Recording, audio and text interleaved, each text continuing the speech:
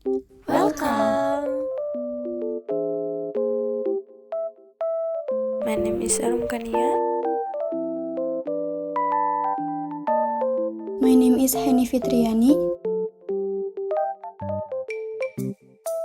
My name is Mesya Nadia Rizky. My name is Rahmadia Jasinaukas. My name is Zidan Adi Kurniawan.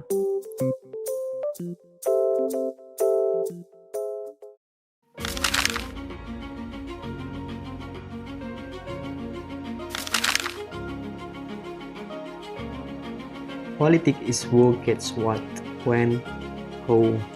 A definition from one of the most famous political scholars, Harold Laswell. But what does that really mean? Does it have anything to do with war?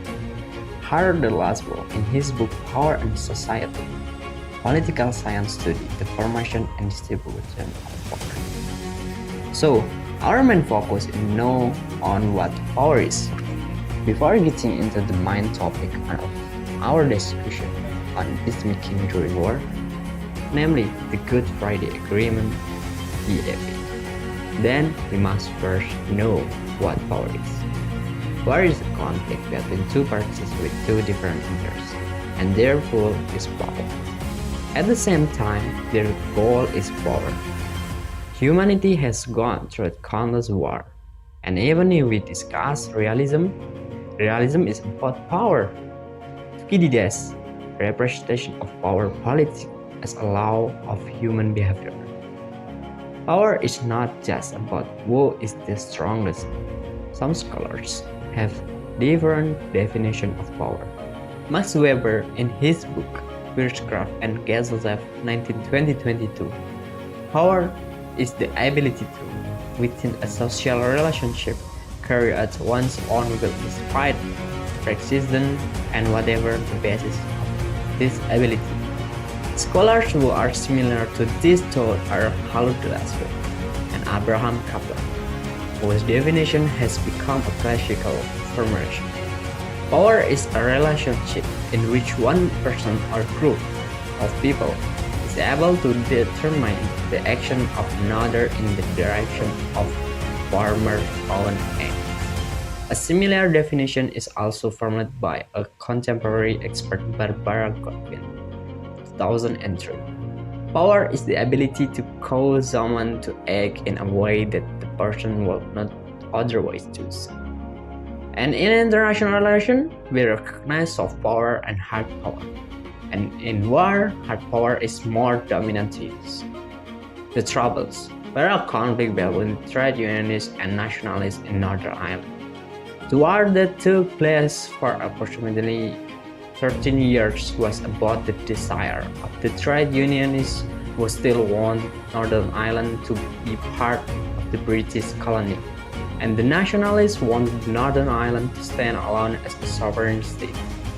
This prolonged conflict finally ended with the agreement known as the Good Friday Agreement, GFA, where it's a proof that the involvement of power is the key to conflict until peacemaking and afterward.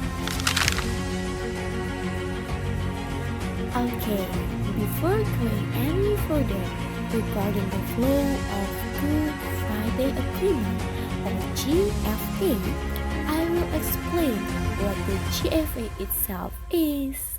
When the GFA occurred, who was involved in this agreement, and where this violence occurred and this agreement was signed. First, I would like to explain about what is Good Friday Agreement or GFA. So, the Good Friday Agreement brought an end to over 30 years of violence in Northern Ireland.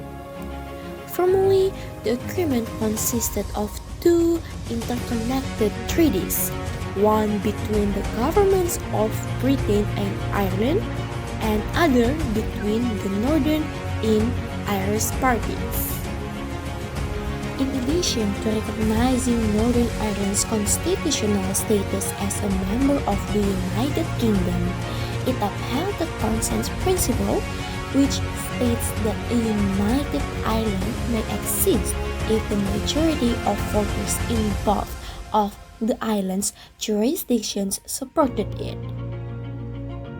In exchange for Ireland agreeing to change its constitution to give up its territorial claim to Northern Ireland, Britain promised to organize a referendum if it seemed likely that a majority would vote in favor of Irish unity. And yup, Stormont became the home of a local government with the establishment of an executive and assembly for power sharing.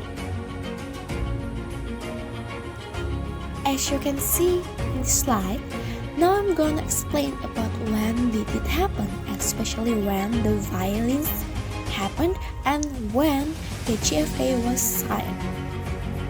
So the violence in Northern Ireland happened around 3 decades since 1960s, and because they wanted to end this violence, finally they made this agreement, especially GFA, and it was signed on April 10, 1998. Next, I'm gonna explain about who were involved in this agreement. So, political parties from Northern Ireland participated in the talks, including British and Irish governments, the Nationalist, Social Democratic and Labour Party, SDLP, the Ulster Unionist Party, UUP, which had ruled the region from partition until direct rule from London was imposed in 1972. Leaders of the SDLP, John Hume, and the WUP, David Trimble, would go on to share the Nobel Peace Prize. Sinn Féin, the political ally of the IRA, and two small unionist parties led by Gerry Adams and Martin McGuinness participated, although paramilitary forces were not allowed to participate.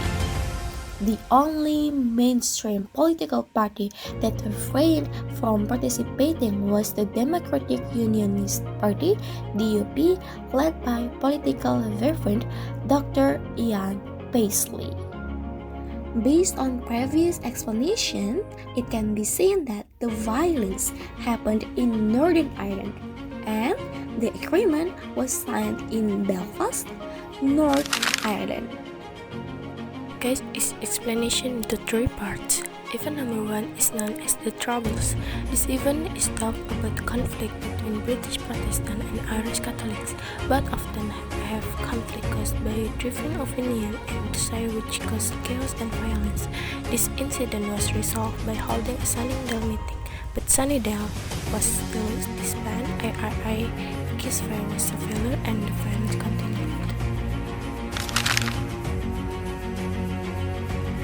Event number 2 is talk about the Anglo-Irish Agreement in 1984. The result of this new common goal was the Anglo-Irish Treaty. The first provision in the agreement was a joint statement by both governments. With Sunnydale, they issued part statement that the only way to bring about change in the north of Ireland's status could be realized if there was the clear consent of the majority of the population. The remainder of the agreement outlines several new mechanisms, and the most important is an intergovernmental conference co-chaired by ministers from each country. And the last event is talk about the peace. This peace lasts from 1990s until it reached its peak in 1998. However, some people said that this peace began in 1988 when John Hume from the SDLP had talks with Gerry Adams from Sinn Féin. Hume tried to work with Adams to get another armistice, but their joint document was rejected by British Prime Minister John Major, who was awaiting a British general election.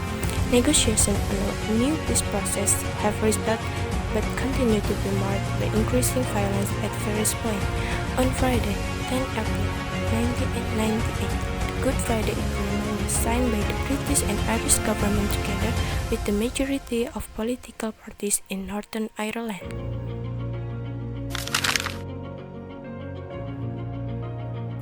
The aftermath.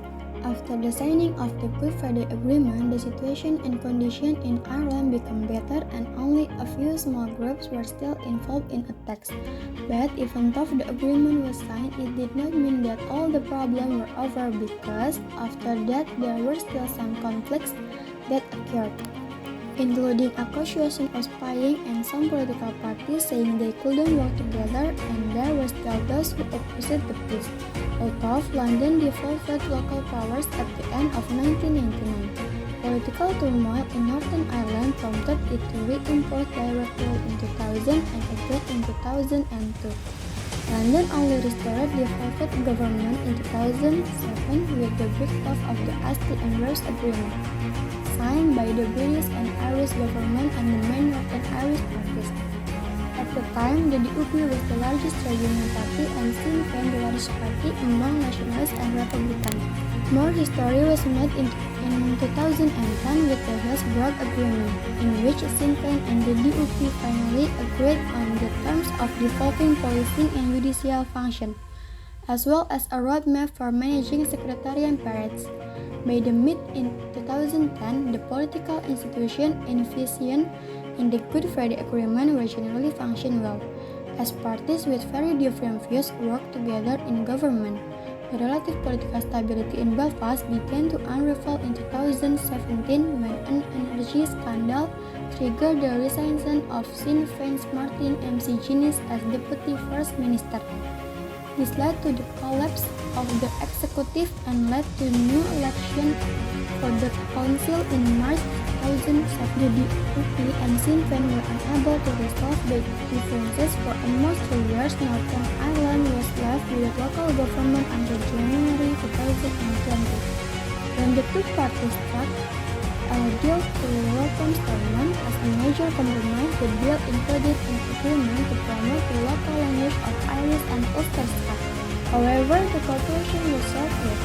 Ulster resigned in April 2021 after facing pressure over new trade checks on goods shipped to Northern Ireland from the rest of the UK as a consequence of the Northern Ireland Protocol.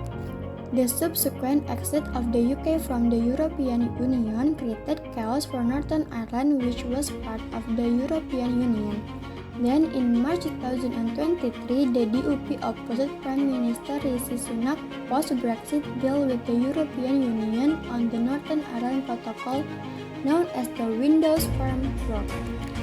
But the DUP eventually relented after an update in January 2024 that offered of several additional compromises, including further reduction in border checks, reaffirming Northern Ireland's constitutional role in the EU, and allocating nearly $4 billion in new funding for the revival of the Stormont government. Although the UK and Irish leaders have pledged to protect the Good Friday Agreement, some Brexit supporters have seized the opportunity to criticize the power-sharing institution in the agreement, arguing that they are outdated. So, in the end, even though the Good Friday Agreement has been agreed and has been implemented, it does not make all the problem end, because in the end there are still many conflicts that occurred afterwards. But hopefully, with the leaders of the UK and Ireland pledging to protect the Good Friday Agreement, things will get better. Next.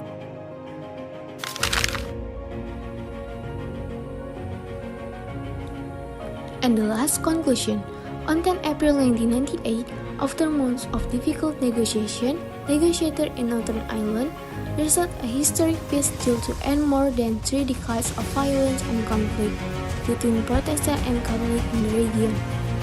This deal is known as the Good Friday Agreement. Hundreds of people died and thousands were injured during the ongoing conflict, known as the Trouble.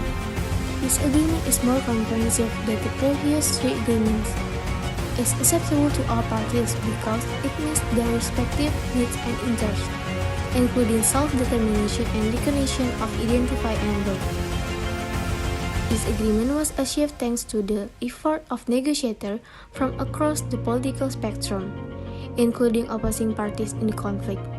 Even though it did not go smoothly, many challenges and conflict between different groups still occurred, but this agreement also initiates step and historical foundation for creating peace in Northern Ireland. And the last one is our critical thinking. An agreement is something that is temporary, which will always trigger disputes. The existence of an agreement not only resolves problems but also binds anyone involved in it. Sometimes an agreement does not need to benefit all parties, but sometimes it does. This depends on how tense the conflict is, both internal and external. However, in the end, the implementation of an agreement depends on how committed the implementer is. Thank you.